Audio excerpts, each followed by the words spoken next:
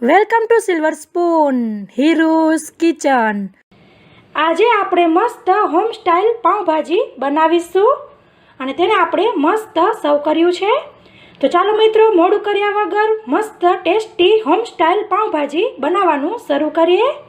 શરૂઆત કરતાં પહેલાં મિત્રો, તમે હજી સુધી મારી ચેનલ સબસ્ક્રાઈબ ન કરી હોય તો સબસ્ક્રાઈબ કરો અને બાજુમાં આપેલા બેલ આઇકન ઉપર ક્લિક કરો, જેથી હું જ્યારે આવી રીતે નવી મસ્ત રેસીપી મૂકું ત્યારે તમને નોટિફિકેશન મળે। તો ચાલો મિત્રો, મસ્ત ટેસ્ટી હોમ સ્ટાઇલ પાઉંભાજી બનાવવાનું શરૂઆત કરીએ। સૌપ્રથમ આપણે શાક લઈને તેને સરસ સમારી લઈશું। તેના માટે આવી રીતે રીંગણા લીધેલા છે, એક મોટું અને એક નાનું, આવડી નાની કોબીનો કટકો, ફ્લાવર, ગાજર લીધેલા છે, પાતળા છે એટલે 3 લીધેલા છે, જો મોટા હોય તો 2 લેવા, અને બટેકા પણ મેં અહીં 2 મોટા લીધેલા છે। તો હવે આપણે બટેકાની અને ગાજરની છાલ કાઢીને ઝીણા કટ કરી લઈશું। સાથે અહીં રીંગણા મારા આ પર્પલ છે એટલે તેની છાલ પણ કાઢી લઈશું, એટલે આપણી ભાજી બ્લેક ન થાય। તો મિત્રો, આપણે કોબી, ફ્લાવર અને ગાજરને સરસ કટ કરી લીધેલા છે। બહુ ઝીણા પણ કટ કરવાની જરૂર નથી, કેમ કે આપણે છેલ્લે મેશ કરવાનું હોય છે। તો તેને આપણે ડાયરેક્ટ કુકરમાં જ લઈ લઈશું, જેથી આપણને ધોવામાં સરળતા રહે। તો આપણે રીંગણા અને બટેકાને લઈ લીધેલા છે, તે બંનેની છાલ કાઢી લીધેલી છે। જો રીંગણા તમારા લીલા હોય તો છાલ કાઢવાની જરૂર નથી, અને પર્પલ હોય તો પણ તમારે છાલ ન કાઢવી હોય તો તમે મનના માલિક છો, ન કાઢવી હોય તો તમે સ્કીપ પણ કરી શકો છો, છાલ સહિત જ તમે તેના કટ કરી શકો છો। મિત્રો, હું અહીં આવી રીતે ફ્રોઝન વટાણા યુઝ કરું છું। જો તમે ગ્રીન વટાણા યુઝ કરતા હોય તો સાથે જ બાફવા મૂકી દેવા, અને અથવા તો સૂકા પલાળેલા હોય તો તેને પણ બાફવા મૂકી દેવા। તો હવે તેને આપણે ધોઈ લઈશું। તો મિત્રો, આપણે બધા શાકને 3 વખત સરસ ધોઈ લીધેલા છે। હવે તેની અંદર પાણી ઉમેરીશું। પાણી મેં અહીં 2 ગ્લાસ જેટલું લીધેલું છે।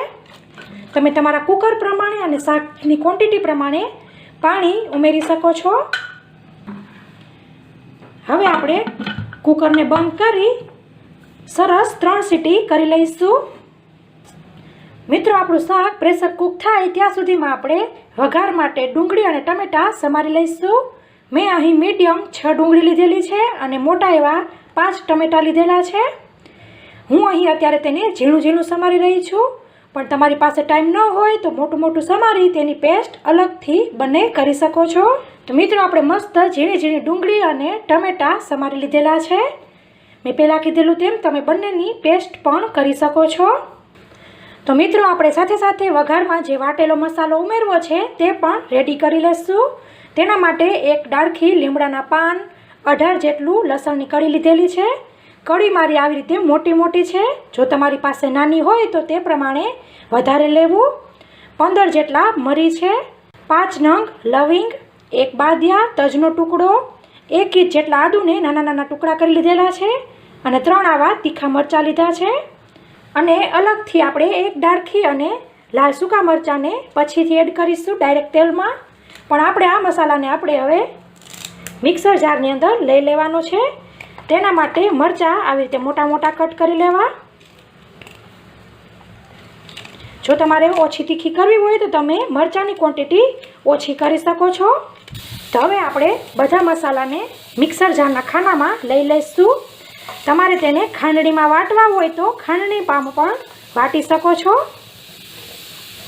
તો મિત્રો, આપણે પેસ્ટ બનાવી લીધેલી છે અને આવી રીતે આખા પાખી જ રાખેલી છે, અને આ પેસ્ટ થશે ત્યારે જ પાઉંભાજી આપણી બનતી હોય તેવી સરસ સુગંધ આવવા લાગશે। તો આ મેઇન મસાલો આપણો પાઉંભાજીનો છે, તેને સાઈડ ઉપર રાખીશું। પ્રેશર પણ નેચરલી રિલીઝ થઈ ગયું છે, અને હવે આપણે જે પાણી લીધું હતું તેને કાઢી લઈશું। આ પાણીને ફેંકી નથી દેવાનું, જરૂર પ્રમાણે આપણે તેને ઢીલી કરવી હોય તો આ પાણી યુઝ કરવું, અને તમારે આ પાણી તો પણ વધી પડે તો તમે ભાત બનાવવામાં અથવા તો સૂપ બનાવવામાં યુઝ કરી શકો છો। તો હવે તેને આપણે આવી રીતે પોટેટો મેસર વડે મેશ કરી લઈશું।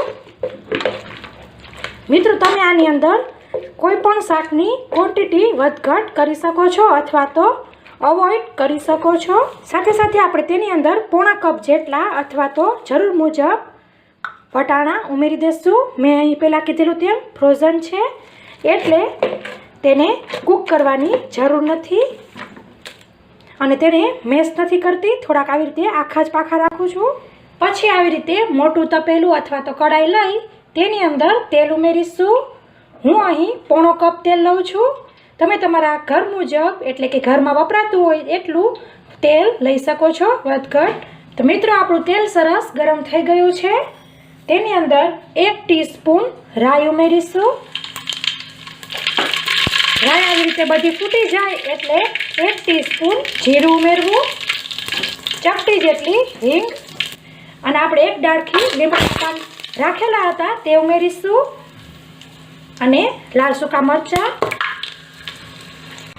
હવે તેની અંદર આપણે જે પેસ્ટ બનાવેલી હતી તે ઉમેરી દઈશું।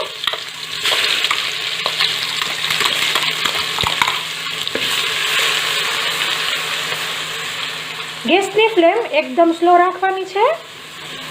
આપણે પેસ્ટને આવી રીતે 1 મિનિટ માટે સાતળી લીધેલી છે। હવે તેની અંદર જે ડુંગળી સમારી લેતી તે ઉમેરી દઈશું। જો તમને એમ લાગે કે આટલી ડુંગળી વધારે છે તો તમે તેને સલાડ માટે થોડીક કાઢી લઈ શકો છો। હું અત્યારે બધી ડુંગળી ઉમેરી દઉં છું અને સરસ આપણે ડુંગળીને સાતળવાની છે। ડુંગળી ઉમેર્યા પછી ગેસની ફ્લેમ ફાસ્ટ કરી લઈશું। સાથે સાથે તેની અંદર 1 ટીસ્પૂન હળદર ઉમેરવી, ડુંગળીના ભાગનું મીઠું ઉમેરવું, બંનેને હલાવી લઈશું। તો મિત્રો તમે જોઈ શકો છો આપણી ડુંગળી સરસ ચડી ગઈ છે અને બધું તેલ છૂટું પડી ગયું છે। તો હવે તેની અંદર ટમેટાં ઉમેરી દઈશું।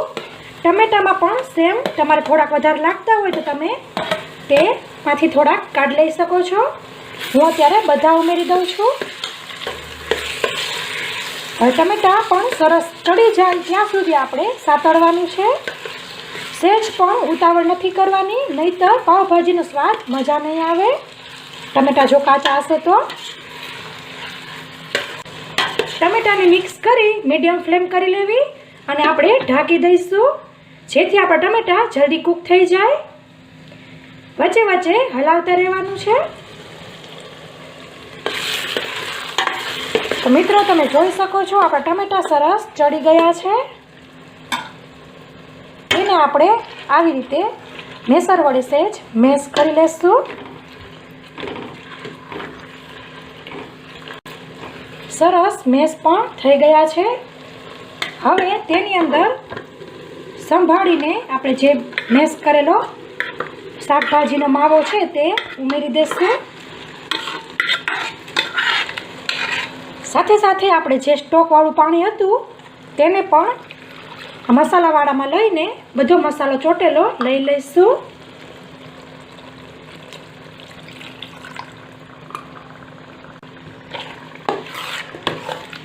એક વખત બધું મિક્સ કરી લેવું। હવે આપણે મસાલા કરીશું। તેની અંદર 1 ટેબલસ્પૂન જેટલું લાલ મરચું, પાવભાજી ગરમ મસાલો તે આપણે 1.5 ટેબલસ્પૂન લેવાનો છે, 1 ટેબલસ્પૂન ધાણા જીરું અને સ્વાદ મુજબ મીઠું। આપણે ડુંગળીના ભાગનું મીઠું ઉમેરી દીધેલું છે એટલે ધ્યાન રાખીને ઉમેરવું। અને હવે આપણે બધું બરાબર મિક્સ કરી લઈશું। ખાસ ધ્યાન રાખવું મસાલા કરતી વખતે ગેસની ફ્લેમ એકદમ સ્લો રાખવી। તો મિત્રો તમે જોઈ શકો છો આપણી ભાજી ઘણી કઠણ છે। પાછો આવી રીતે 1 કપ પાણી ઉમેરીશું।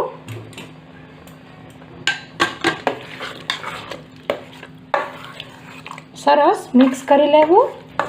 પાછું આપણે ઢાંકીને મીડિયમ ફ્લેમ પર 2 મિનિટ માટે કૂક કરીશું જેથી બધા મસાલાની સુગંધ અંદર બેસી જાય। આ 2 મિનિટ માટે કૂક થાય ત્યાં સુધીમાં આવી રીતે મોટા લીંબુનો રસ એક વાટકીમાં કાઢી લેવો। મિત્રો આપણે 2 મિનિટ માટે કૂક કરી લીધેલું છે।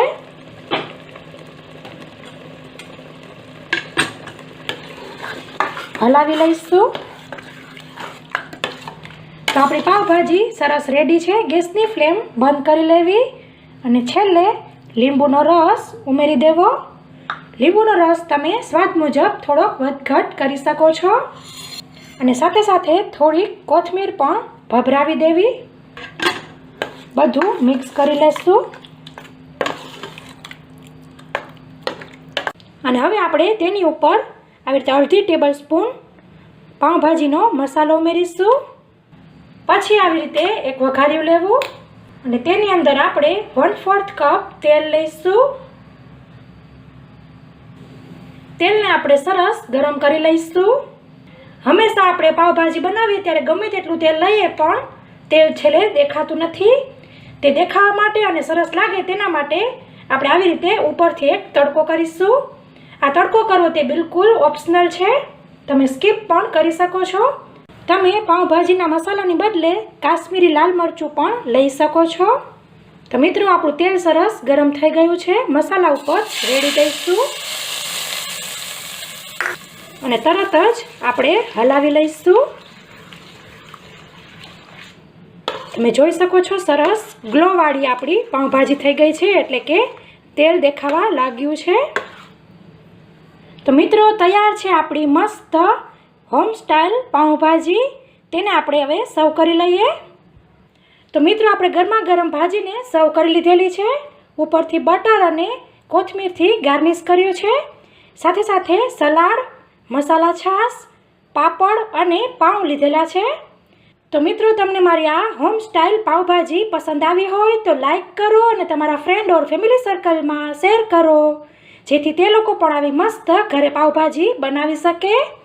તો મિત્રો અત્યાર માટે આટલું જ. હવે નવી રેસીપી સાથે મળીશું. ત્યાં સુધી આવજો. Thank you.